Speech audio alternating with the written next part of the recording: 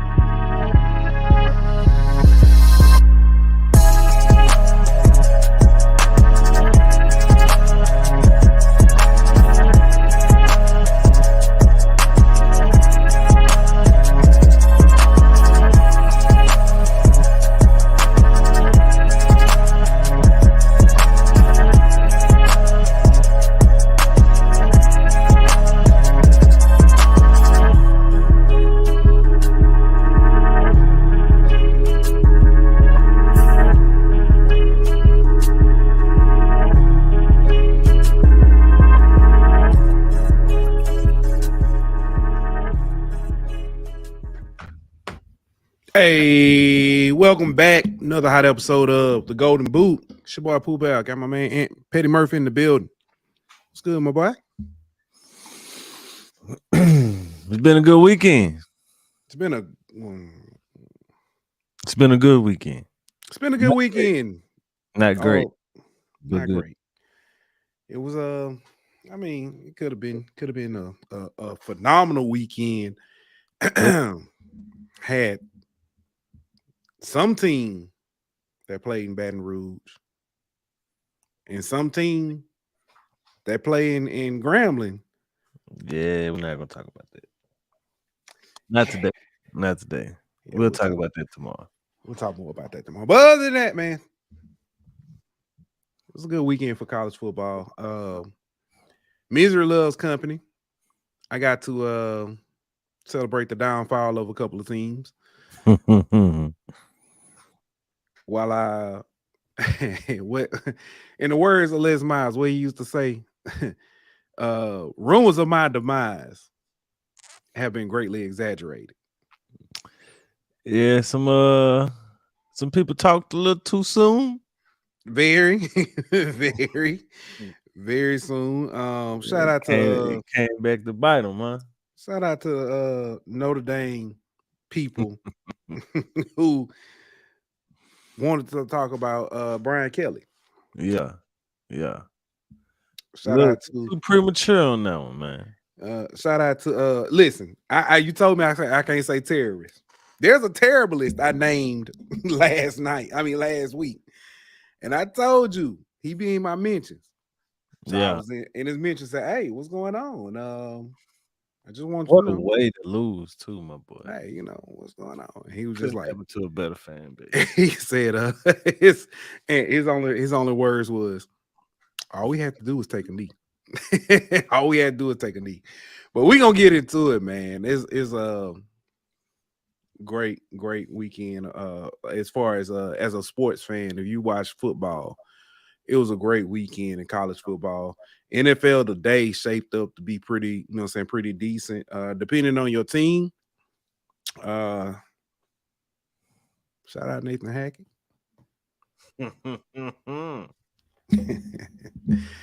Oh boy.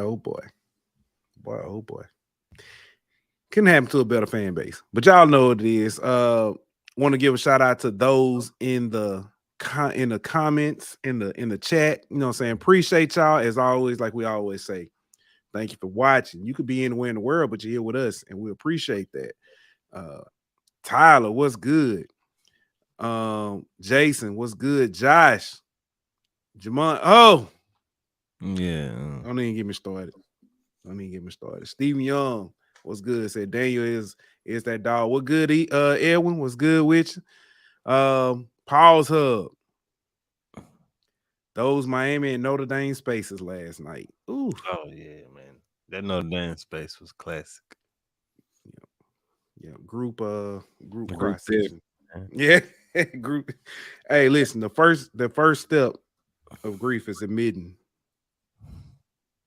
that they've been in. Well, I know. I think it's denial. Denial is the first step. Yeah. Yeah, they've been denying for a long time. So Acceptance we're gonna is get the into it. step, man. We're gonna get into it, man. But first, man, let's give a shout out to our sponsors of Bet Online. BetOnline.ag. We'll be back in 1 minute. BetOnline.ag is your number one source for all your sports information, stats, news, and scores. Get the latest odds, lines, and player injury reports for this year's NBA and NHL playoffs.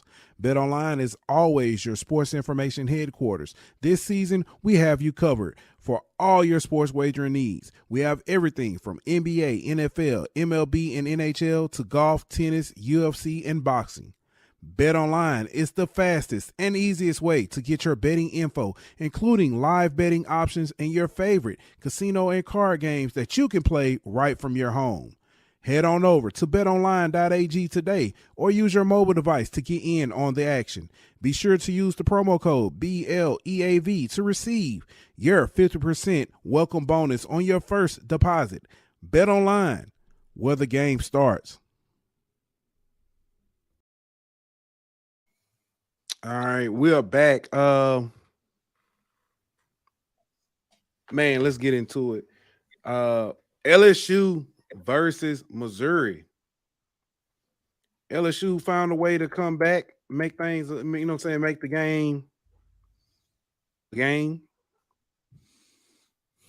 Pulled off a 10-point win. Started slow though. It was 8-0. Then it was 15-0. Then it was I think 22-0 or 22-7. But either way, man, it was 15-7, then 22-7, and then LSU found a way get some points going into half. But Missouri came down, kicked the field goal, win the half 25-17, if I'm not mistaken. Yeah, man. Thoughts on, first of all, this game, I think you got to break it up in 2 parts. First half, second half. First half, offense, theme was run the ball. Second half, it was pick your poison. Yeah, I think the first half, I think they was trying to help the defense out some, kind of like what Blake was talking about last week, kind of changing the offense, trying to go a little slower to help the defense some. But I think they got too far away from who they are offensively, and that kind of led to a slow start offensively. Things just kind of looked out of sync, so to speak. Defense in the first half was what we've seen pretty much last week. Just seemed like like they just continued the same thing that they had from the Ole Miss game. But I think it was a tale of two games in the sense of before the Harold Perkins pick, after the Harold Perkins pick. I think that Harold Perkins pick changed the way that their defense played and kind of gave them a little bit of confidence and a little swagger to them. And after that, they seemed to lock in, start forcing some turnovers, forcing some punts, and they look like a totally different defense. Completely agree. The defense, another thing they did, they got out of running so much zone. They ran some man-to-man. Yeah. Cover 2. And Luther Burden. If you hadn't noticed the for those of you watching, if you hadn't noticed the title of the show, Overcoming Your Burdens.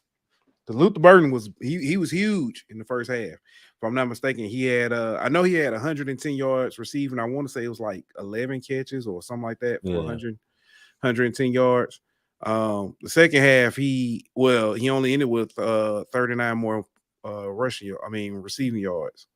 So they definitely locked in. Missouri still got theirs. Theo Wees was doing his thing. The running back, the walk-on running back was yes. So there are still some things that we got to work on, but there's room for improvement. I mean, I'm sorry, there's optimism.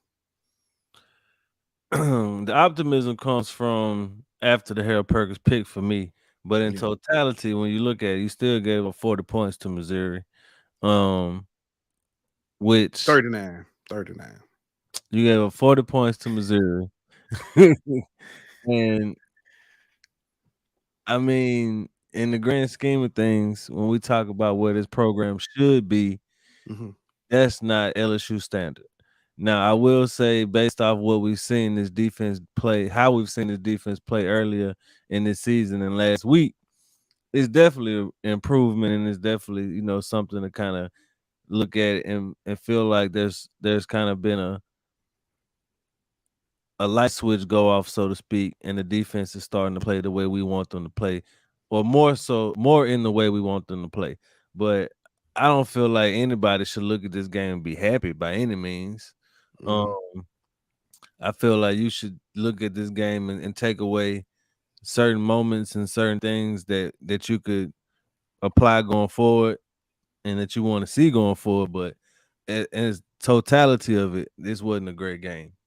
Right. Stephen Young chimes in and said, watch this defense keep improving. Only gave up 14 in the second half at the Perk INT. Biggest thing about that, another big thing about that interception. That was Cook's first interception, and it was like a record 350 passes or something like that. 350 passes. You know who held the record before him? I don't. Well, I could be wrong, but it was Andrew. I think it was Andrew. I can't think of his last name. Woodson, Andre Woodson, from Kentucky. Yeah. And I think LSU broke the streak when he had it as well. Not only did you get Cook once, you got him twice with arguably the biggest play the defense made all game, sealing the win. Yeah. It's much has been made about that too. Should Burns have just gone down, slid down, or should they have scored? I mean, you that close, might as well. I get what BK was saying. Agreed. But like if it would have been a one possession game still, like you know what I mean, if he would have scored and only made it an 8-point lead, then I would agree with him more. But when you score and turn it to a 2-possession game, I don't think you ever have a problem with that. Yeah. Completely agree. Something else. Penn says, I think the change to a bigger front four and starting to press a little more by the DBs in the second half was a great you just IMP improvement, I'm guessing. So yeah, I agree. It seemed like that front four, that defensive line played with a lot more aggression, a lot more physicality this game. Mason Smith showed up. Braden Swinson, big plays. It's starting to feel like they made their presence felt a little bit. Yeah. Although it was, I mean, people gonna complain, it was a face mask, but Mason Smith getting his first sack of the season. Yeah. I think that was big. If anything else, just a confidence booster. Mm-hmm. So, and Penn also says, I noticed Pete Jenkins coaching the D line made an improvement. Yeah. Yeah. We mentioned it on Thursday, man. The D line had nobody who was designed to be there for them, coaching them. I'm sure there was some grad assistant, but the D-line coach, due to health reasons, is not there. You had somebody slide over who I believe is splitting time because Jensick is also the special teams coordinator too. Mm-hmm. So, yeah. I don't necessarily agree with everything that happened in the Ed Orgeron tenure, but one thing I do agree with that I love that he did have a specific coordinator for special teams. Yeah. One person, that's all he focused on. And I completely love that. Bring McMahon back. Yeah, G-Man, I don't know. G-Man can, never mind. But yeah, man. Another thing, offense, Jaden Daniels. Jason Brumfield chimes in. Jaden Daniels just signed an NIL deal with all black Air Force Ones. Hey, listen, that dude. I heard he got an NIL deal with pedigree because he got that dog in him. Man, listen, that the way he played was freaking phenomenal. And that quarterback draw, bro. Deadly. That was, man, I don't even know how the words to use to describe that play, bro. For the moment, Genius. well, not just that, but like the play call was great, play call. But to be in that moment, already came out the game with an injury. You know what I mean? To put your team on your back, that was straight Superman type stuff right there from him, man. Like in that moment, that big of a play to get hit again going into the end zone, bro. Like that just, I think that right there just is the epitome of Jaden Daniels, bro. His toughness, his playmaking ability, his clutchness, like all that was Dude, wrapped in that one play right there. hole was wide open. Pause, but it was so like it's just like, and he had gashed them already. So yeah, I do want to put this up. I sent this out earlier on. Well, we put it out on Twitter. His stats through 3 games: 132 of 188. I'm sorry, 181 completion to attempt. So that's 72.9% completion average. 1,969 passing yards, 19 touchdowns to only 2 interceptions. He had 75 carries for 422 yards and another 4 touchdowns.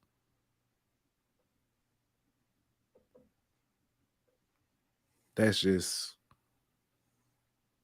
wow. Yeah, bro. That run right there was the epitome of dog, bro. Just like straight having that dog game. But 72.9% with all those drops. had Yeah. some more last night Yeah. or yesterday morning, whatever. Yesterday. Yeah. Yeah, I mean, at this point, if he not in your Heisman conversation, you just hating, bro. And you can say the 2 loss thing, all that's fine and cool, bro. But it's teams out there with 1 loss that ain't putting up stats that he got, man. So get that man his respect, bro. Listen, I said it last night, and I'll continue to say it. RG3, Tim Tebow, their teams, when they won the Heisman, they was I think 9-3, 10-2, both those teams. Lamar Jackson was won 4 games. I mean, they lost 4 games that year, I think. I think so. So yeah. So I mean, you But gotta. they might have lost 3 in the regular season and then lost the bowl game. But Yeah. So I mean, you gotta give them credit, man. Credit is where credit is due. So, and it goes to and this is the one thing I will say. It's a best player. It's not the best team, and I understand that most likely the best player is on the best team, and I get all that, but that's not always the case. For a long time, Heisman Trophy winners and the national champions were kind of like, what I'm saying, oil and vinegar or oil and water, shall I say. Yeah. Yeah. Esteban, and it's something we've all argued about, says folks talk about why it took him so long to throw deep. Honestly, I think those drops from last year and game 1 this season kept him from going deep all the time. It would discourage me as a QB if I keep putting the ball on your hands and you're dropping them. Also, saying also another thing, it's not like Jaden was a brand new freshman quarterback coming into LSU. Everybody watched the tape at Arizona State and knew he could throw deep. The knock on him was he's not a good underneath intermediate passer. And that's what came in and happened. So I think people design coverages to stop that from happening. Throwing deep. Now you can't do that. LSU is beating you with the run. Your wide receivers not getting separation. So yeah. But what else we got on this game before we get ready to move on? Logan Diggs, bro. I think if there was any question about who your RB1 is, that's been answered. Mm-hmm. And just his stats through like the last 4 games is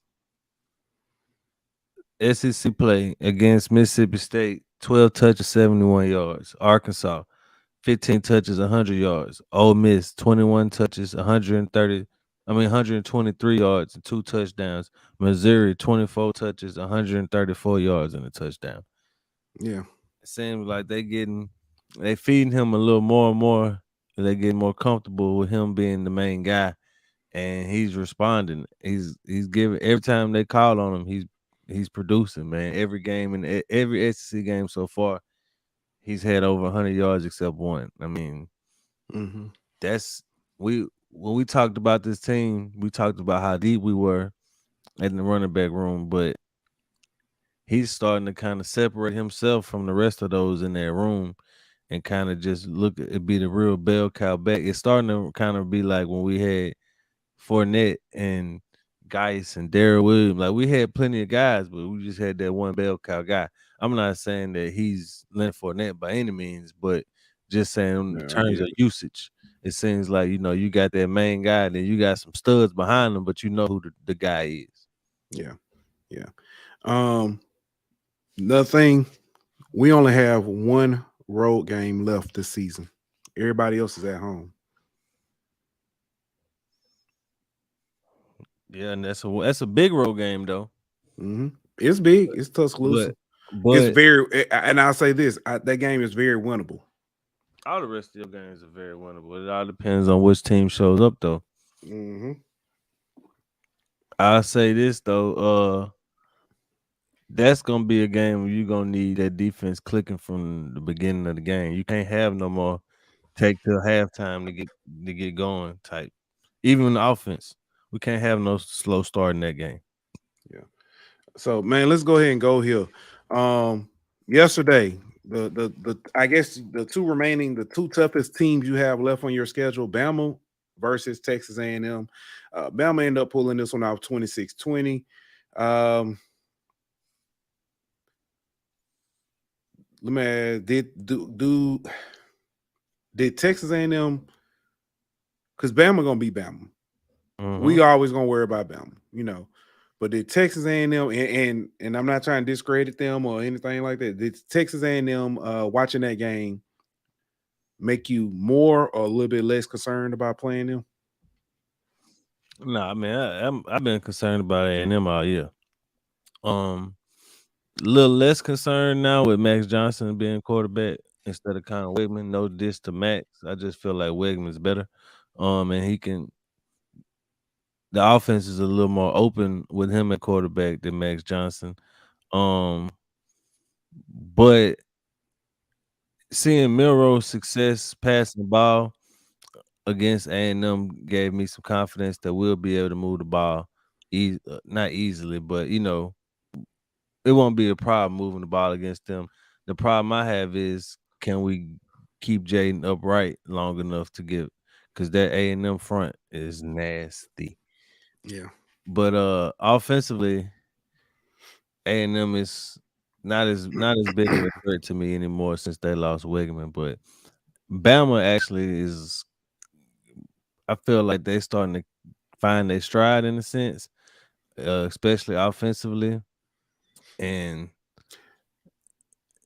I feel like we're gonna have to bring it defensively in that game, just because of what Milroe's legs bring to the table in that situation. I'm worried about Milroe's legs. I think he may get us one or two deep balls, but I don't think he's consistent enough to beat us with the pass. Burton is, I'm not gonna say he's all they have, but if you can slow down Burton, I think you can. I think that's game. Be honest with you. Slow down Burden. If you enforce Milrow to run, and I want that. If I had to take a chance and see, that's where I would go. Let me ask you this: when you say Burden is all they got, I who said did that's okay. Arkansas have? Who? Who did Arkansas have? Oh no, yeah, I agree. Arkansas had Turpin with a nice touchdown catch. Arkansas, Armstrong, Tesla, and all those guys. I didn't know who they were before the game. Exactly my point. Um, Our secondary, you ain't got to be a Luther Burden type guy. You can we've had regular type guys beat us these past few weeks. Obviously my- not this weekend, but yeah. I want to know who's. Well, I ain't gonna say I want to know.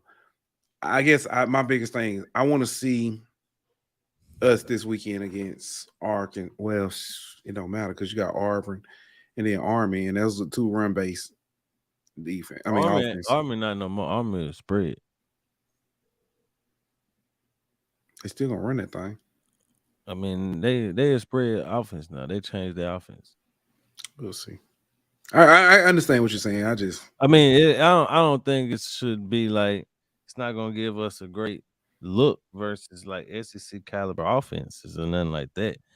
But they not that same triple option type team no more. Yeah. I just want to see what our DBs do. How we can get better before the bye week and during the bye week. I'm not saying I'm down on Bama. I'm just the offensive line is still an issue for them. Mm-hmm. Can our defensive line capitalize? $1 million question. Our I don't see a defense right now that can stop our offense that we got left to play. I would agree with that, but and I'm not sold by the second half performance by our defense. I understand. Yeah, and that's fair. That's fair. So while I agree that there's no defense that can stop LSU's offense, I still feel like I don't know if there's an offense that LSU's defense can stop.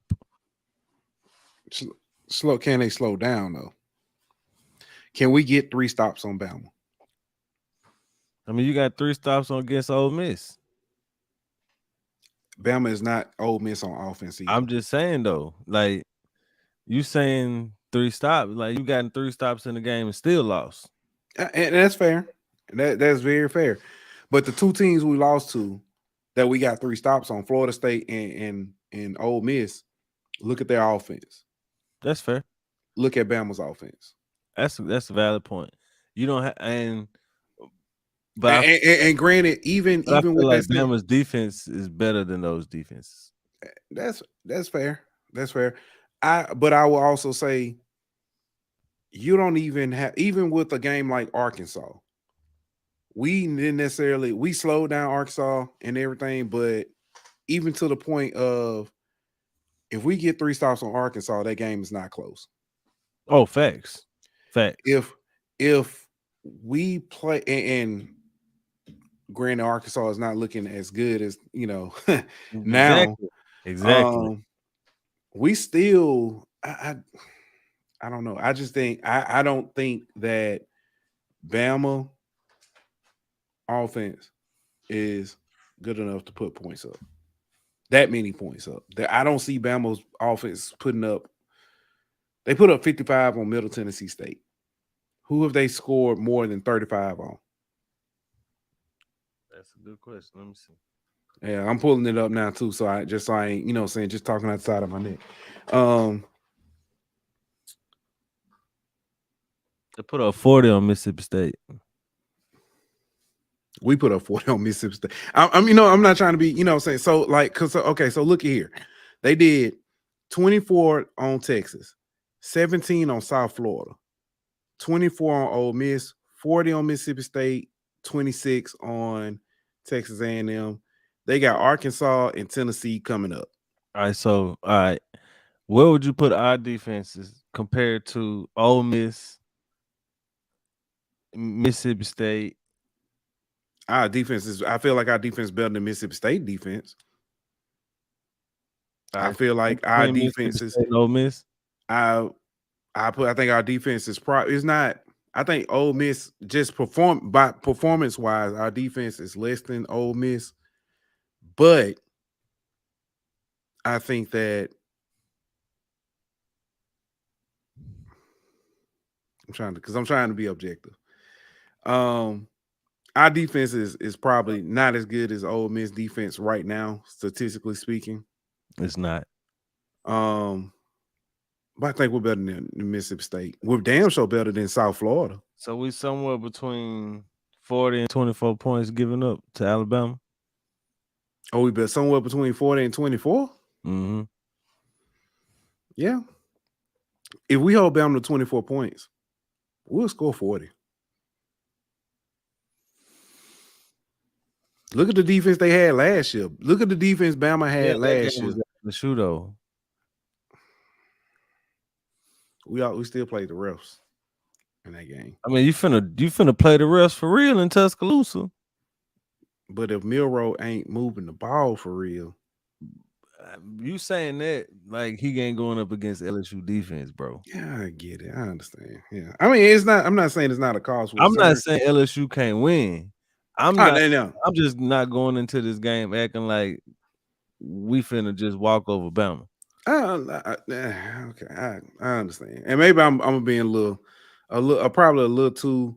I feel like too low on Bama, and I'm not being high enough on LSU, but I'm just being cautiously optimistic because I've seen this defense, bro. Adam said we won't be able to get pressure on Milroe. Man, first of all, I want to. I don't know if I agree with that because Bama line holier than the Vatican right now. They definitely got some major issues, and although we are not Texas A&M, I think we can get pressure on Bama. You know what I'm worried about, bro? Tell me. About how you gonna tackle Jalen Milroe. That's okay. Okay. Yeah. You see what I'm saying? Like, you can get back there, but are you gonna make the play when you get back there, or is he gonna KJ Jefferson our ass? Yeah. You see what I'm saying? Like, I'm not disagreeing with you that Bama has his weaknesses. Mm-hmm. Like, my more so concern is, can LSU capitalize on those weaknesses? D-Law said that LOL, that talk at the beginning of the season is way different now. Yeah.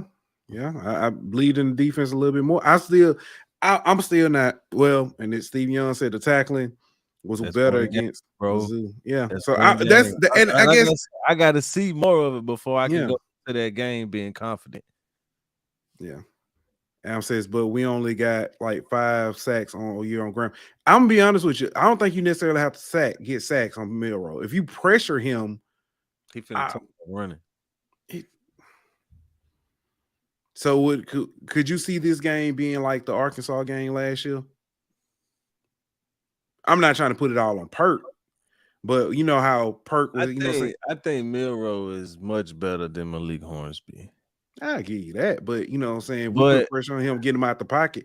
As soon as he crosses that line of scrimmage, you can't throw it. He's gonna have to try to run. Yeah. At that point, so I don't know. I feel like D-Law said Milroe making it. I feel like he's making improvements, and we still a month away from that game.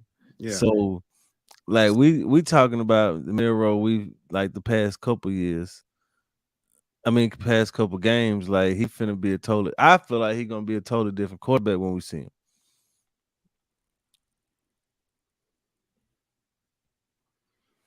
So Milroe can improve, but we can't. I get what you're saying. I get what you're saying. I've seen Milroe improve from week in to week out. He's getting better week in, week out. This is the first game I've seen LSU defense get better, and it was only for a half. That's fair. That's fair. It's only for a half, dog. Like I guess gotta the way see I'm more. looking at it and I'm envisioning, and I've been wrong before. I don't mind being wrong again. He's and everybody's saying he's gotten more comfortable, he's getting better. I agree. But I see Bama putting up more field goals than I do touchdowns. In our Against who though? when I'm saying when they play, I feel like it'll be more field goals than touchdowns. So Man, I don't know, bro. Ain't nobody been kicking field goals on us. People been scoring touchdowns on us. You still gave up 40 points to Missouri, dog. yeah. Even though you won by 10, you still gave up 39 points to Missouri. You know what I'm saying? Like, I could easily see Bama scoring 35 points on us, 38 points. I could easily see that happening.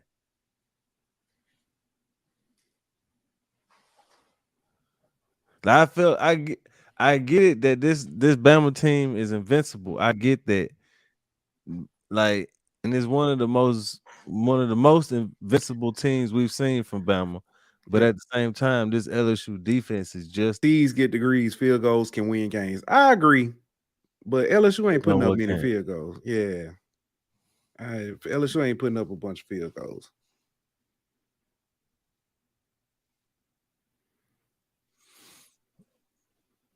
Yeah. But we're gonna see, man. We're gonna see. I have to say this was probably one of the most entertaining games of the season so far. The Red River Shootout. And yes, I said shootout. I'm not saying rivalry because that thing was a shootout. Oklahoma, with 15 seconds left, took the lead on a big pass from Dylan Gabriel. Go up and win 34-30. So, what you think? I ain't even gonna clown Texas. I'm really, because to me, this game was more about Oklahoma being legit than Texas kind of giving the game away, bro. Oklahoma got defense and a quarterback that nobody talks about. We all talk about Penix and Ewers and Shador and all these people, but Dylan Gabriel is having a hell of a season and kind of fits that team in a sense. You know, the way he play isn't very flashy, but it kind of fits that the way Oklahoma plays now. And it's kind of crazy to think of Oklahoma being a kind of a physical team, but that's really what they are. Yeah. Adam Clown. It's like if only Arch was in. I will say this. Brett Venables has done a phenomenal job with turning that team around, getting them, playing like Oklahoma used to play. But that man he gonna have to start rethinking his words. He been around Dabo too long. Post game, he was talking. He said, I get on my knees and I stay on my knees. And the players looked looked at each other, and you can see him say pause, like in their head. But he was just like, yeah, I can stay on my knees. But no, my goodness, Chris. Oklahoma, I don't know if they'll run the table or not. Nah, man, they're gonna lose a game. Texas, you think Texas losing those? And they're gonna have to see Texas again anyway, most likely. Oh yeah, that's right. So. But let me see who Oklahoma regular season schedule is. They got UCF, Kansas, Oklahoma State, West Virginia, BYU, and TCU. If they can make it by Kansas, they might run through. Shout out to Kansas. I mean, shout out to TCU for being the great. I don't know who worse, TCU or Kansas State when it comes to blowing a parlay. Oh, this week it was Kansas State. Hey, Kansas State blew a parlay for me. TCU turned around and blew another one. So terrible. I tell you who was good at blowing parlays. Talk to him. USC. USC. USC took on Arizona.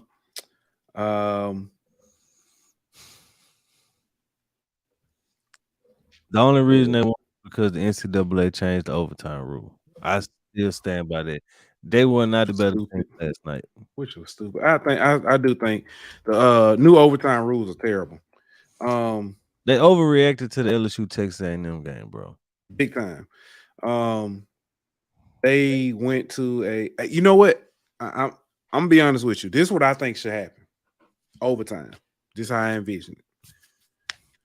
Start overtime instead of going on 25. Start the first overtime on 25, right? Second overtime, start them at the 30. Third overtime, move them to the 35. And then after that, then if you want to do the 2-point conversion thing, do that. But you know what I'm saying? Give them, you know what I'm saying? What's called let them play it out. And don't make them do 2-point conversions after the second overtime. Yeah, that's so stupid, bro.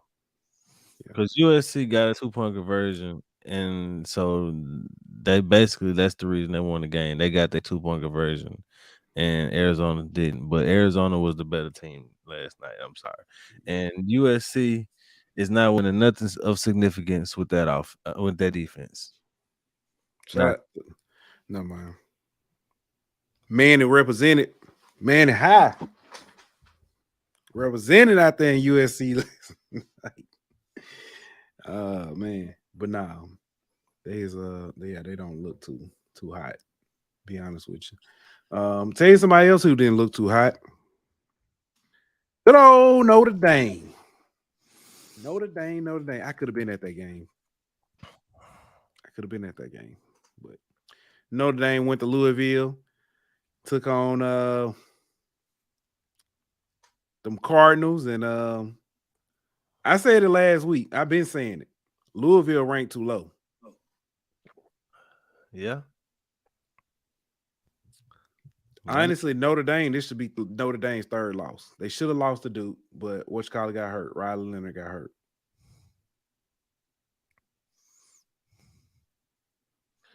They ain't ranked too low no more, Louisville. Up to number 14. I think that's fair. So when I was on the radio with Fox the other day, I asked Bill Bender of the Sporting News. I asked him a question about Notre Dame, and my bad. I'm had to get my candy corn. Having so many so many big games. You know what I'm saying? Like, and then if I'm not mistaken, they got USC next week.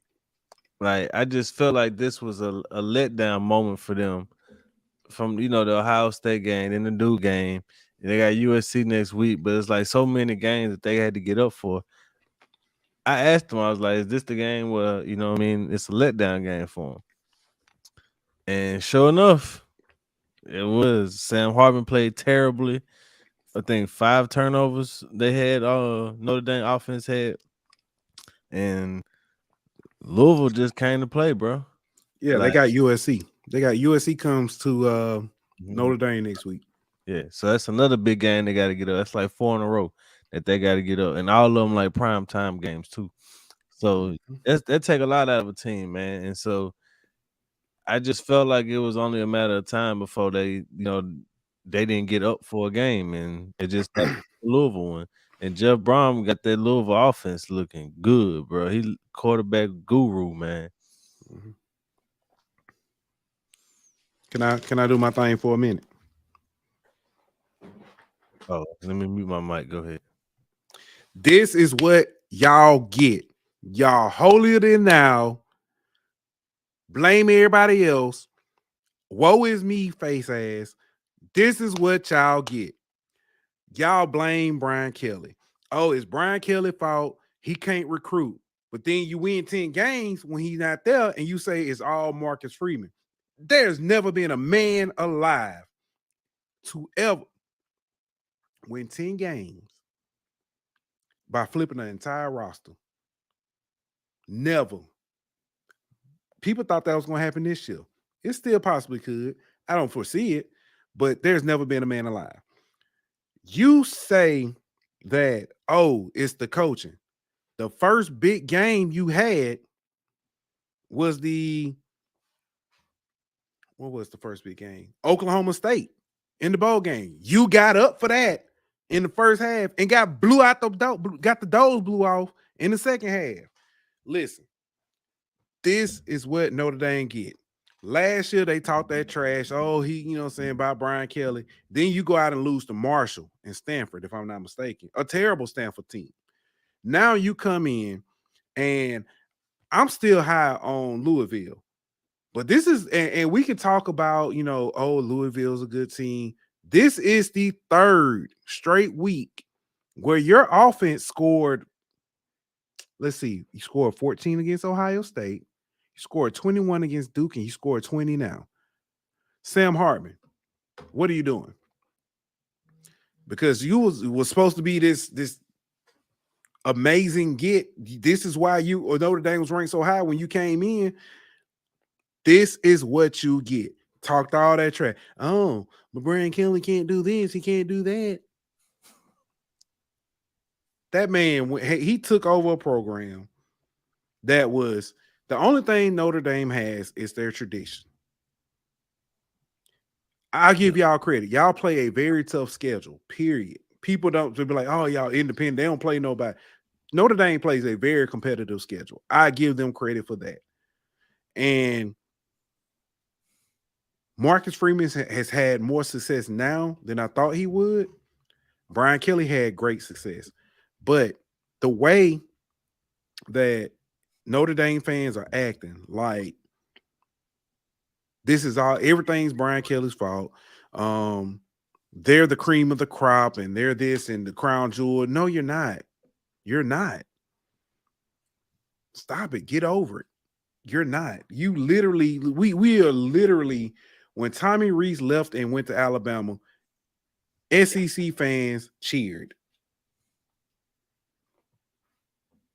They did. So Notre Dame could use them right about now, though. Because I mean, y'all won't pay. Y'all can't even get coaches in there because you won't pay them. It's against your morals or something. I don't know. It's stupid. Just in their three biggest games of the year this year, they scored 14 points versus Ohio State. Mm-hmm. They scored 21 points versus Duke. Mm-hmm. And they scored 20 points versus Louisville. Mm-hmm. Yeah. Yeah. That's one. That's what you get for doing what you did to Tennessee State. That's one of them. Two, keep my coach name out your mouth. And three, Manti Te'o still ain't got a real girlfriend. Go ahead. I'm sorry. That was a low blow. Manti Te'o ain't do nothing to nobody, man. But I just feel like it's one of them deals where, like, your girlfriend broke up with you and you got a new girlfriend and you want everybody to believe that your new girlfriend is so much better than your old girlfriend. But everything that you do, everything you talk about, all your Facebook statuses and everything is about your old girlfriend. And you don't really talk about your new girlfriend that's supposedly better. Like, if you want us to believe that Marcus Freeman is so much better than BK, and why the hell you keep bringing up BK? You should be glad he's gone. You shouldn't be keeping tabs on what he's doing at his new place and what him and his new boo doing. Like, it just seems like delusional fans to me. And speaking of delusional, Rudy was damn delusional. He was outside. He was I've never seen the movie, so listen, this dude, I'm not watching it either. So wanted to be on the team so bad, near the team so bad, he lied and said he was a student to help do the helmets. Yeah, then he ended up as a walk-on on the team. The coach ain't even want to put him in. He was, shut up, Rudy. Terrible. But yeah, I'll just leave it at this. Notre Dame, y'all are a good football team, but if y'all want to be a great football team, like, I would spend most of my energy and my time worried about my program instead of other people's programs. Yeah. Agreed. What's good, Steve?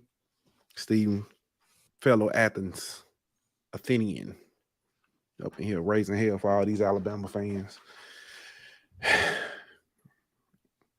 And Tennessee fans. It's crazy.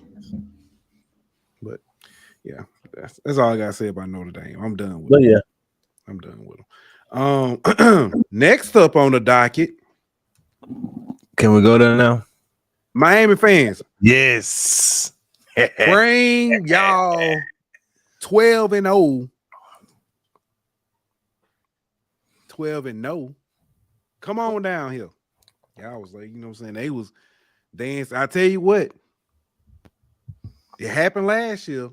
You was in. Here's the crazy part. I don't go on other people's space, other team spaces. If I do, I'm gonna listen and I'm gonna laugh. I don't go in your space and say nothing. But the other fan base love coming in our space and then want to talk reckless, send messages and stuff and mentions. No, first of all, I need chill. My thing is, all right, we all know how Miami lost. If you don't know how they lost now, they should have took a knee. They didn't take a knee. They decided to hand the ball off. They fumbled. Georgia Tech goes 75 yards and whatever in 25 seconds or something ridiculous like that, and wins the game. Go. I'm gonna let you finish. Now go ahead. I do want to say that was not a fumble. I think he was down, but they rooted a fumble on the field, and there was no video evidence enough to show that he was down. But he looked like he was clearly down, in my opinion. But go ahead. My thing is, but y'all deserve it. A coaching error like this is egregious. Like,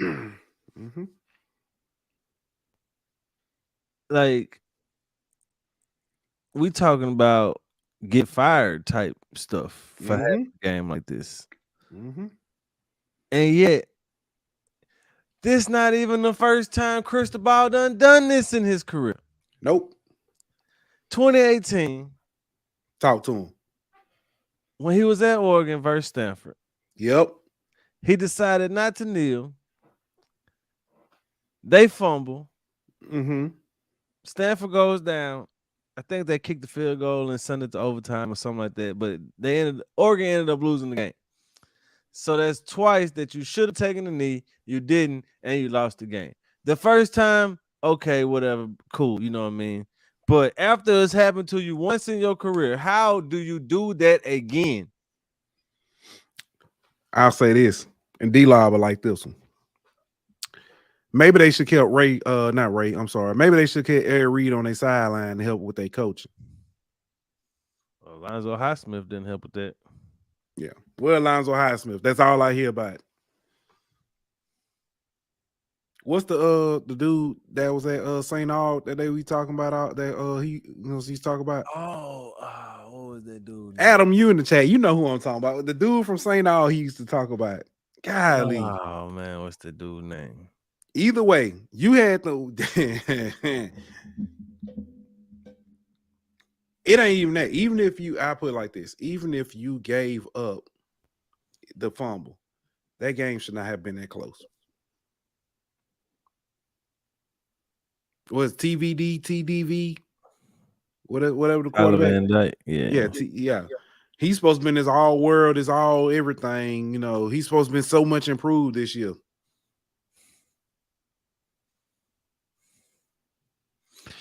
Didn't seem like it.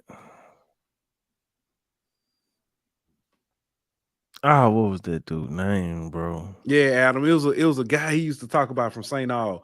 You know, such and such. Yeah, he the godfather. He was on staff. Yeah, he was on Saban staff. He's like the godfather of New Orleans football. I cannot remember that dude. I can't think. I'm gonna think of it after the show. But either way, I put it like that. Game shouldn't have been that close. Burton Burns. Thank you, Chuck. Thank you, Chuck. Burton Burns, man. We got, you know what I'm saying? He was over. We're gonna have him. Man, all that silliness. All that silliness they talk. Man, listen. Again, the game should not have been that close. Period. Then when you give the ball back, you let them literally march the field and score. Man, they beat them in on a double move, bro. On a stop and go, bro. Why is you biting on that? Why are you biting on that though? It was beautiful. The play itself was beautiful. As a DB, why are you biting on that? Okay, you can have that. Stop. Like, I'm giving you that. I'm gonna be honest with you. I haven't seen a fourth quarter last second touchdown like that since NCAA 14 when it was at, and I used to do like that was just beautiful. I literally used to get teams like Southern Miss or Ball State just to, you know what I'm saying, for a challenge and play, you know, move them to a bigger conference to do. But yeah, that's just. Hey, you want to know what's even better? You know who Miami got next week? Oh, please, to entertain me, who they got? North Carolina. Give me North Carolina. I don't even need to know the spread. Give me North Carolina by 3 touchdowns. It's at North Carolina, by the way. Yeah, it's at North Carolina. You know who they got the week after that? Who they got after that? Little old Clemson. They finna go 1-3. They start out 4-0, finna be 4-3 before you know it. And don't let them mess around and go to and play host Virginia, and Virginia get hot. Then they still got Florida State and Louisville. Yeah, they could have started and Boston College and North Carolina State. They could start the season 4-0 and end up with 5 losses. So I'm clowning them and saying them, but like legit, let's look at this. They got North Carolina. I think that's an L. Clemson. I think that's an L, or at least those could be L's. Florida State. That's definitely an L. So that's a 1, 2, 3, 4, 5. So 6 and 5. I can see them, and then going into Boston College, and Boston College ain't no slack. That's what I'm saying. They can start the season with 4-0 and end up with 5 losses. That's tough. Big facts. Big facts. Big facts. But yeah, couldn't happen to a better team. Better fan base.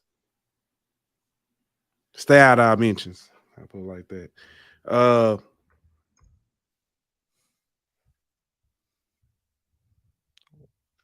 Next up, man, we got Ole Miss versus Arkansas.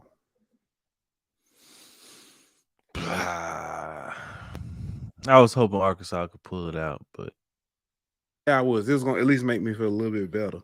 But they actually played them a little closer. Yeah, they played them. They played them really good. So that kind of made me feel a little bit better. Yeah, but still need somebody to beat Ole Miss. But it's coming. They got Georgia on their schedule. They still got A&M. They got Mississippi State. Yeah, so they just need one more loss. And you just need to take care of business versus Bama at this point. But yeah, we could end up in a 3-way tie too. Yeah, I don't know what's the tiebreaker for a 3-way, but it might be who's highest ranked. That ain't gonna be good for LSU then. Because Ole Miss already ranked higher than us right now, and if they don't lose another game, they're true. I get what you're saying. Yeah, you're right. Yeah. I don't know much about what I could take from that game, if anything to take from it. Only thing I can take away from it is our defense ain't very good because Ole Miss and Arkansas Ole Miss put up 55 on us, and they put up half of that on Arkansas. They scored all their points on us. They were tied. They had tied legs. I mean, Arkansas put up how much against us, and only put up 20. They put up 31. So Put up 20 versus Ole Miss. So our defense must not be very good. Alabama got Arkansas this week too. So it's gonna be interesting. Nah, it's not. No, I'm saying interesting in the sense of just seeing. Oh, how Arkansas look against them. I got you. Yeah. I got you. Yeah, I ain't got much on that one. Next up, something else. I ain't got much on this one either, but I do got to talk about it. Colorado at Arizona State. They found a way. Colorado won this one 27-24. They found a way to win. Yeah, they did. I'll never take anything away from Shador. That was it was an impressive last minute drive, get him down, get in the end zone. But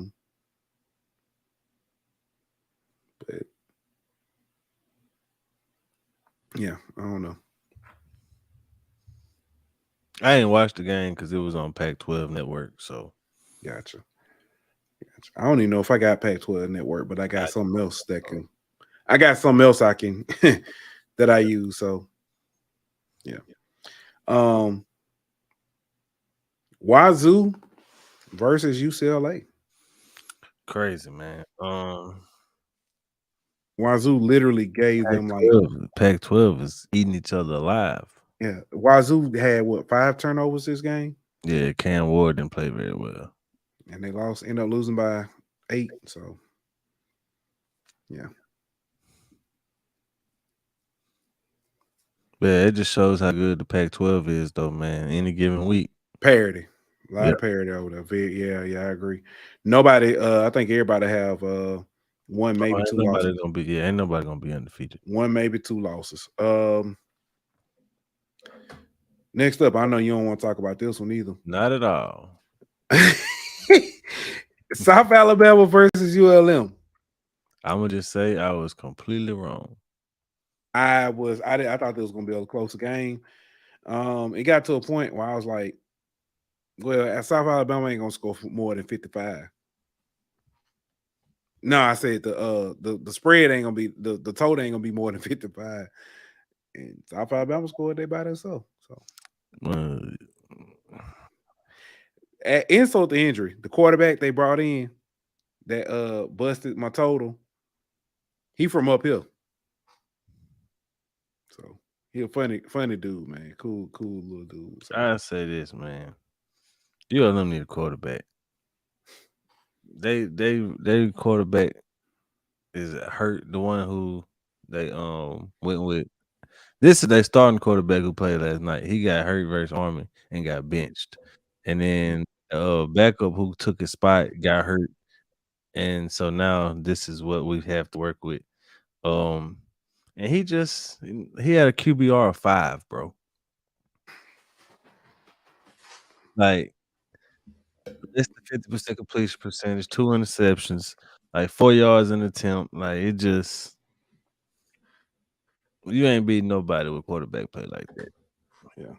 This I will say this is the South Alabama that did beat the brakes off of Oklahoma State, which then in turn beat the brakes off of Kansas State. So go figure.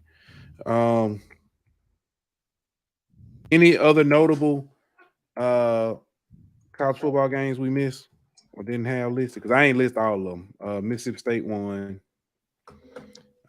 Maryland and Ohio State was a very close game until the end. Yeah. It was a very close game until the end. It was like 17-17 in the third. I think it was 20-17 going into the fourth quarter. And then Ohio State hit, spread it out. So depending on when you bought your points or when you got it, you may have Ohio State may or may not have covered. They covered for me. Yeah. So Yep. Shout out to Major Burns for that pick 6 because they hit that parlay for you, boy. I heard that. Oregon State Cal. A lot of points. The over was DJU went crazy. Yeah, hold on, let me see the actual what's called 19 of 25, 275, 5 touchdowns. It ain't him. I'm saying it was definitely Keon Clemson. Georgia, Kentucky. I took it plus 20.5 for some reason. I did too. I thought they'd keep it too. Yeah, I bought into that Georgia ain't the same no more. I bought into the Georgia gonna start slow. That's what I bought into, and they didn't. They started anything but slow. Yeah, I looked up and it was 14-0 before I tore that ticket up. North Carolina handled business against Syracuse big time.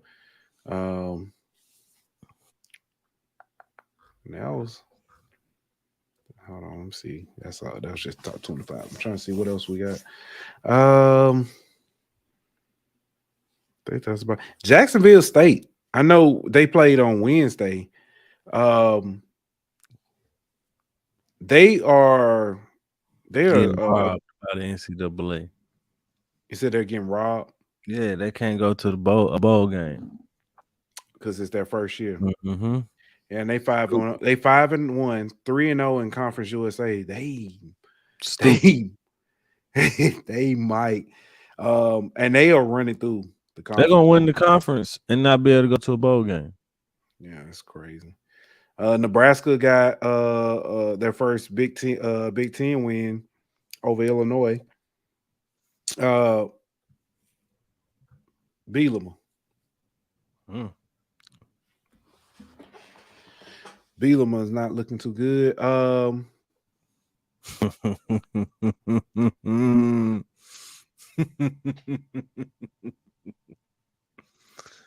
D-Love said, "What y'all think about Louisiana Tech?" Man, they was getting their ass beat in the first half. Yeah. That's the thing, and they found a way to make it interesting. I had West Kentucky -6, so I'm good. I mean, it was 35-7 at halftime. I know. That's why it was a sweat. You want to talk about a game of two halves? 35 points in the first half for Western Kentucky. Don't score again in the second half. Tech can't do nothing in the first half. Go crazy. I mean, go crazy in the second half. 21 points. Like I don't know about Louisiana Tech, bro, but they can't put a whole game together to save their life. Yeah. Let me ask this: Michigan beat Minnesota 52-10. Michigan 3-peat this year. Michigan State, Ohio State game. I know it's early. I think so. Michigan look a lot better than anything Ohio State's done. I don't know necessarily. They hadn't really played anybody, but yeah, that's true. I think Michigan is just as good or better than they were last year, and Ohio State is not as good as they were last year. Yeah. Dion, what's good, D? Said I think Michigan mops them. That's fair. I can see it. Yeah. That's definitely take the over.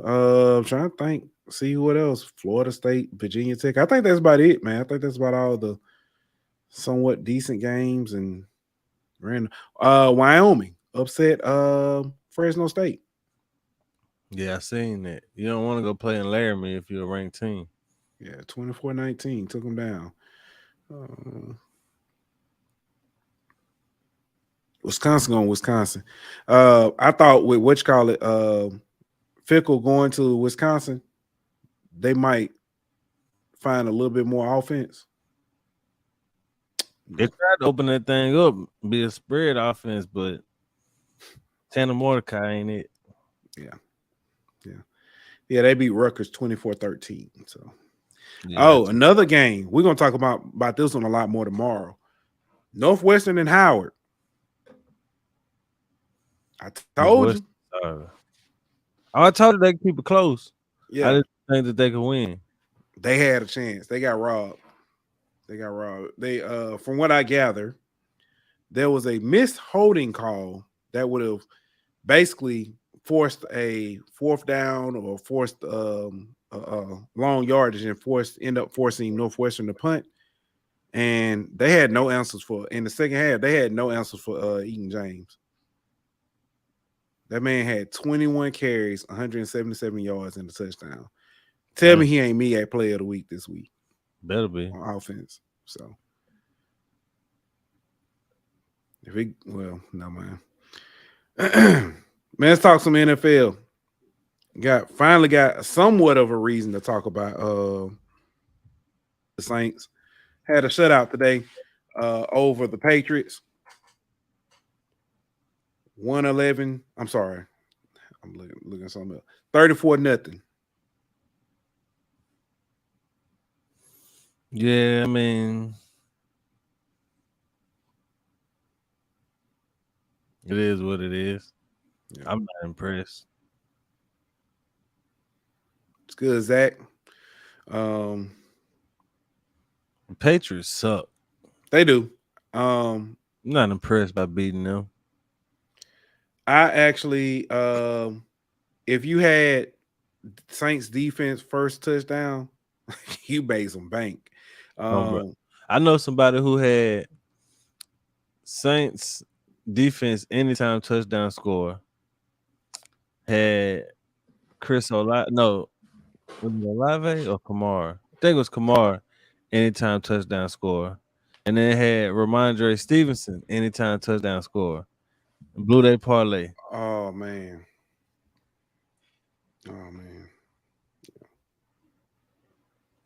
Craziness. Yep. But yeah, offense at least looked somewhat decent, moving the ball. So they looked, and now I will say, I wasn't buying into like the announcers was like Pete Carmichael. He said it was all on him, and he took that and he put that and he put the team on his, but he said he was going to be. We're going to see a difference. We definitely saw that today. I'm not buying that. I mean, did you see a difference? I mean, we scored points, but it was literally short. You got short field, you got turnovers. I mean, that's what I'm saying. Like, I'm not impressed. I'm sorry. Like, we saw more emotion, cool, but like, it's kind of like when you get onto your child for like, let's say you tell your child your room ain't clean, you need to start cleaning your room. Mm-hmm. Like right after you tell them to do it, the room gonna be clean. But what's it gonna look like in a week? You know what I'm saying? Like, you just had all these press conferences, all these tweets, all these articles being written about the offense. So of course the offense gonna come out looking good. You know what I mean? Like, but what's the offense gonna look like in 3 weeks? Are we still gonna be seeing motion? Are we still gonna be seeing diversity in the pass game? Are we still gonna be seeing you running screens and getting Kamara the ball in different ways and things of that nature? Or was it gonna go right back to what we've been seeing all year so far? Like, it's gonna take more than one game for me to be excited about this offense. Just like LSU defense, it's gonna take more than one game.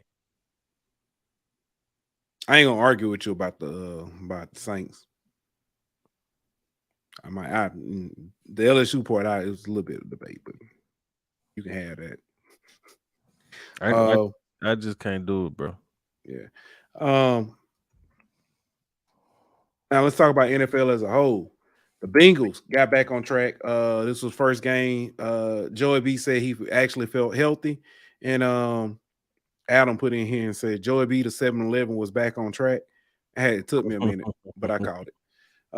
But he had a game. Jamar Chase set the record for receptions and for the Cincinnati Bengals franchise record. He had 15 receptions, 192 yards, and 3 tutties. Yeah, he went crazy. I had him in fantasy. One of my fantasy leagues. That boy gave me 51 points. Trying to see what else. What's called came out and played the turning point in this game. Cardinals were getting ready to go into over halftime up 14-10, and then Dobbs got rushed and threw a pick six, and when the half 17-10, Bengals got the ball coming out and immediately aired that thing out to saying Joe Shiesty to Chase, and it was a wrap. They never looked back at that after that. Yeah, that offense started clicking, man. Hopefully that's a thing, sign of things to come. Yeah. Speaking of sign of things to come, Jacksonville Jaguars gonna move to London. Period.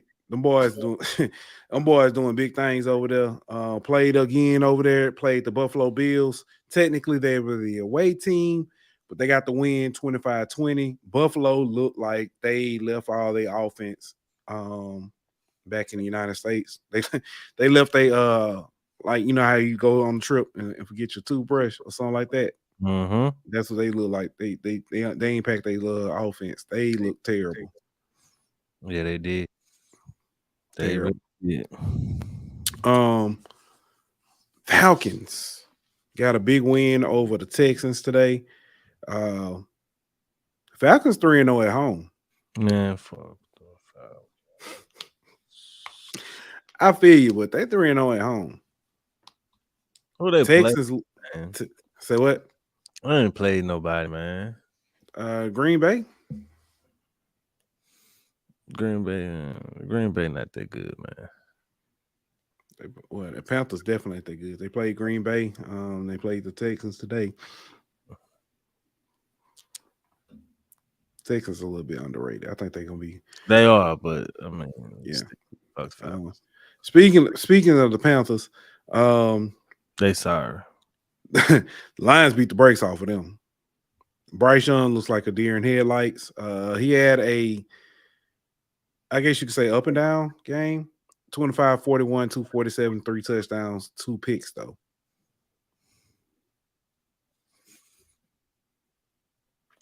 Yeah.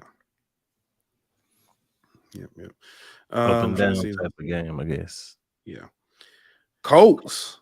I will say Anthony Richardson got hurt. I owe him an apology. That man, he is definitely a fourth round pick. I mean, a fourth overall pick, but he got to stay healthy. Yeah, he got to stay healthy. He gets hurt every week. It feels like so. Tennessee, I don't know what's going. Tennessee 2-0 at home, 0-3 away. They're the anti-Falcons. Yeah. Oh, you said that 3 away? 0-3 away. Oh, damn. That's. You think veteran team would be better than that on the road? Bingo. D-Hop had a decent day. 8 catches, 140.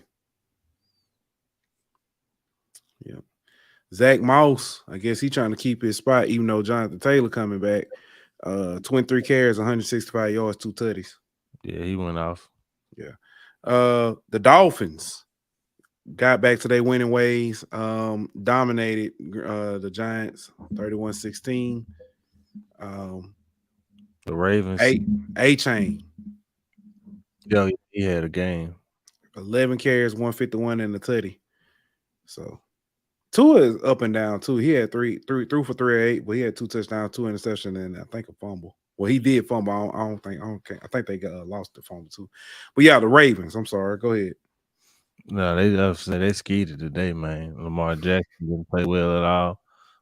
Had the receiver core didn't help him out. Had about 10 drops. Seemed like I don't know. I just need them. All I need them to do was to win.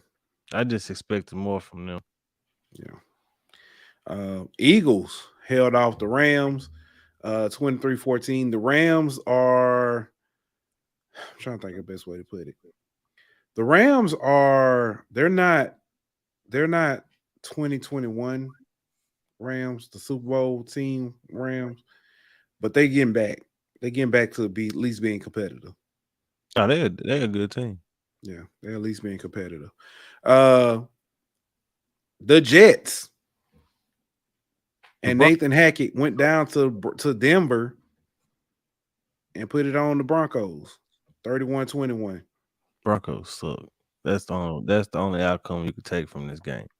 Hall, 22 carries, 177 yards, and a touchdown. Leading receiver for the Broncos. You ready for this? They suck, man. Leading receiver was Samaj P. Ryan. Sean Payton offense. 4 catches for 73 yards. So did Drew make Sean? Yes. Because obviously, he's done nothing since Drew's left. He's nothing. Been decent, but he hasn't been the same.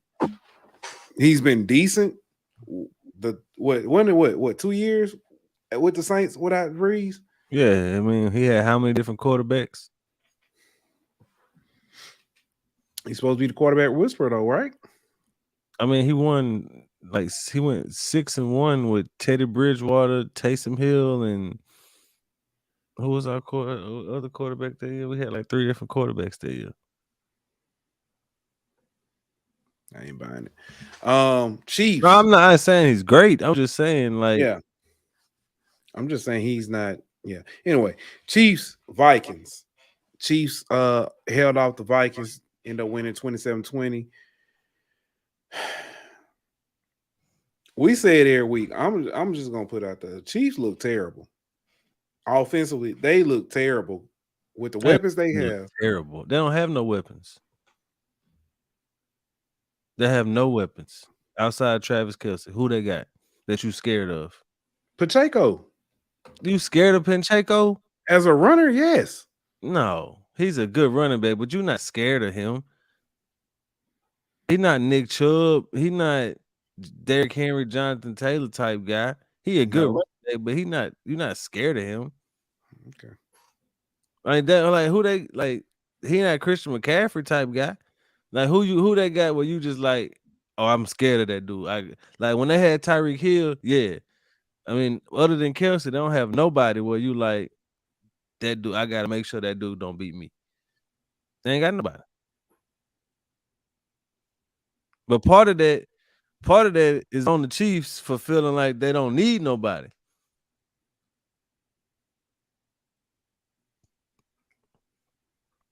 I'm just looking at the receivers that they've got guys who bro have produced. Who's just number one receiver on that team. Who's the number one receiver? Who is a number one? Now who is a number one receiver? Yeah, I don't know. That's what I'm saying. They ain't got nobody. They got a bunch of 3s and 2s. And last year they had Juju Smith-Schuster, who ain't even a number one, but he closer to a number one than anything they got right now. They also had McCole. Hardman, yeah, he's number 3.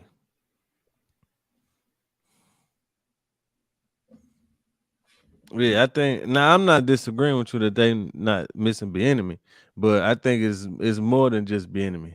They missing Bieniemy and they missing weapons. They ain't got no weapons. And you can't keep relying on Patrick Mahomes to make other people that much look that good. Yeah. Last game we got is the game that's on now. San Francisco's up 21-10, driving, about to score again. Cowboys are mid-season form. Now, I will say the Cowboys defense looks pretty good. But they just can't. They're just on the field too much. Let me ask you a question. As outside of championships, right? If we just talk about pure what they get production on the field, where do you rank Kyle Shanahan?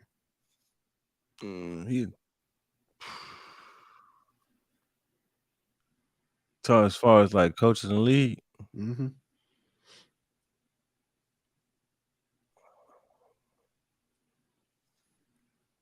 probably top 3. Okay, because I'm look, it doesn't matter the quarterback. Like we see, like Purdy looks like Pro Bowl quarterback. Hell, Nick Mullins looked like a Pro Bowl quarterback under him. Yeah, his boy one was CJ Beathard. Yeah, so I feel like it's like the only quarterback that he didn't necessarily win with is Trey Lance. Yes. So I feel like you got to put Andy Reid up there. oh yeah, I give But the question is, do you keep Belichick up there?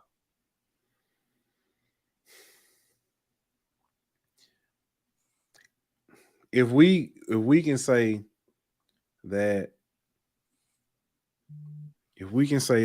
what is Peyton done without Breeze, we could definitely say what is Belichick done without Brady. I mean, he had so much success with Brady over a long period of time. What has he done, without him? So, All right, so what you put? I think he's still. I think he's still a top. I think his problem is there's nobody to check him up there in New England. He does all the personnel moves. He does all the, you know what I'm saying? There's nobody to check. You want me to tell you the problem? Brady disguised and their inefficiencies. They were able to take guys and say, hey, we don't need big names. We need players to fill in and stuff.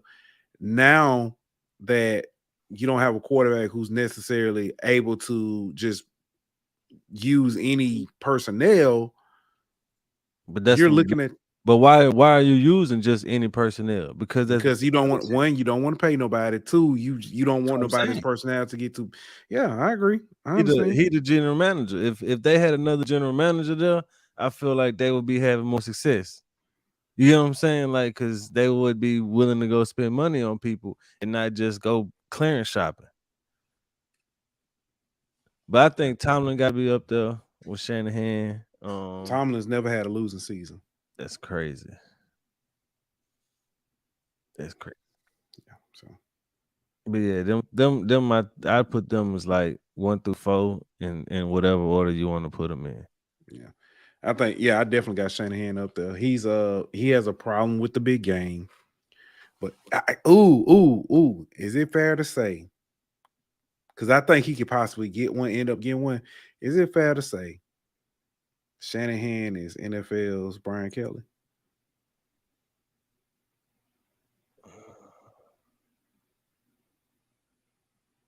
That ain't a bad one. Can definitely maximize talent. Yeah.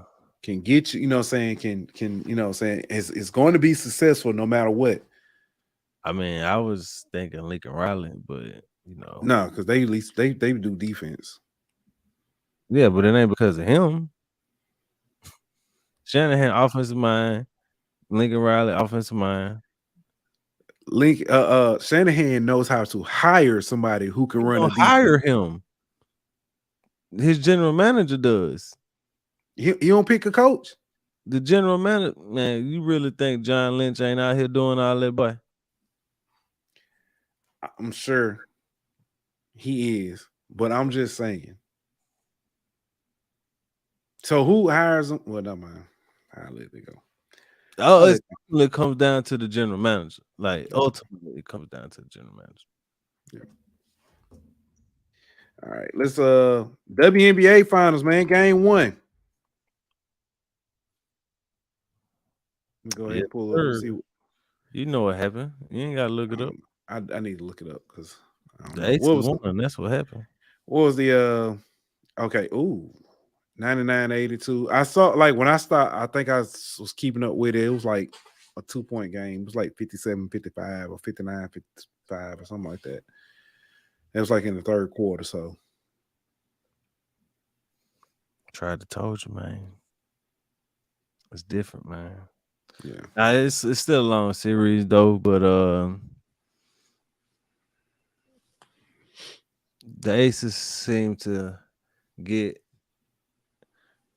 normal contributions from all they go-to people, whereas some of the Liberty players had some off nights or off afternoons, however you want to call it. But ultimately, the defense was from the Aces in the second half was just too much. But like Sabrina Ionescu, 7 points. That's really not gonna cut it. But and when you look at the Aces, I mean all they starters except for one had like 20 points. Actually, Asia only had 19. So 3 of their starters went for 20 points. Well, one of the starters for the Liberty went for 20 points. So yeah. When is game 2? I believe it is Tuesday. Okay. Hey, my bad. You said when? Wednesday. All right. Yeah, I'm looking forward to. I gotta keep up with that. Make sure I mark it down. But all right, interception. I needed that too.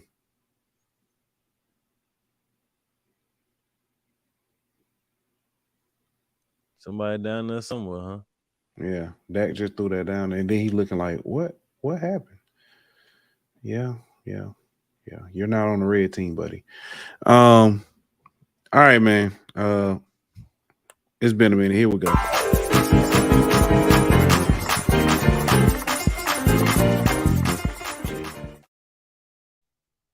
Out the call. Out the call. Hey, so I know normally we do a separate altar call and stuff, but we're gonna do one. You know what I'm saying? I think it's probably best we just start doing one.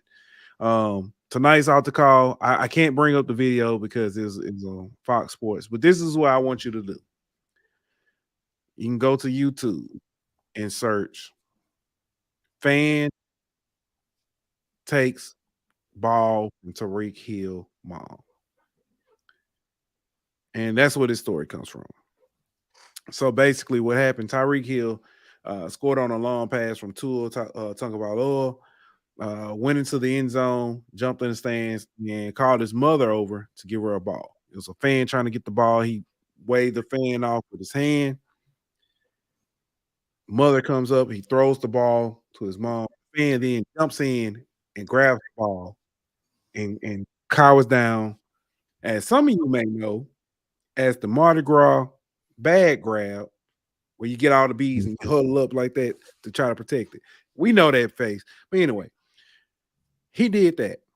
Security, other fans, and the mom started yelling at him and let him know, hey, this is his mom. This is Tyreek Hill's mom. Give her the ball. Give her the ball. He then gives her the ball and they go on about their way. But my point is, what if that ball was going to not Tyreek Hill mama, but what if it was just going to a child that was in the stands?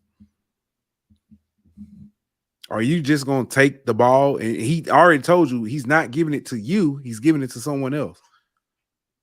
Are you just going to take that ball? What's the point, man? We've seen that time and time again with fans who feel like they're entitled to things that aren't necessarily theirs, man. When baseball players catch a foul ball or something and try to throw it in the stands to someone, and another fan catches it and refuses to, like, to me, that doesn't show that you're cool, and it shows that you're an entitled POS that doesn't really know how to, you know what I'm saying, be a decent human being. To me, that's what it just boils down to, bro. People feeling entitled to things that aren't theirs. And I'm glad that this situation got rectified and handled the correct way, but it just goes to show what's wrong with people in this world sometimes, bro, to where people feel like they can act any type of way and do any type of thing with no consequences. Yeah. This it didn't happen, but it was the same situation in Cincinnati. I'm sorry, not in Arizona, at the Cincinnati versus Arizona game. Chase caught, called a touchdown. I think I forget what he called. One pass was the touchdown pass that broke a record or whatever. And he went over to his dad. Moved the fans over and gave the ball to his dad. He caught another pass that was some kind of breaking again. So he moved him over, gave the ball to his dad again. But the fans were, they complied with it. Yeah. We seen it was recently at a baseball game where a fan caught a ball and gave it to a younger fan that was a little bit lower in the deck. Then there was a couple plays later, home run hit. The kid catches the home run and he finds the guy who gave him the ball the first time and he throws the home run ball to him. So we see that there is some compassion in sports when it comes to stuff like this, but you still have, like you said, these entitled fans that feel like everything in the world belongs to them. And, I paid my ticket. I deserve to do this and I can act the ass, just because. So we see it a lot at basketball games too. So. Yeah, definitely. So guess the moral of this story is be a better fan. Be a better, facts. Be a better person, shall I say. Yeah, man. We got anything else before we get up out of here? Wrap this thing on up. No, that's all I got, bro. All right. We'll be back tomorrow with HBCU Hour. Talk about definitely gonna talk about that Howard game. Talk about Southern. Talk about Grambling. Yeah, we're gonna talk about. I got, we'll let y'all know what coaches say. So tomorrow night. But if nothing else, man, like that, we out. See y'all on Wednesday. This show was presented by betonline.ag. Don't forget to like, follow, and subscribe on Twitter at Golden Boot. On Instagram at Golden Boot. On YouTube at The Golden Boot Pod. On Facebook at The Golden Boot Pod.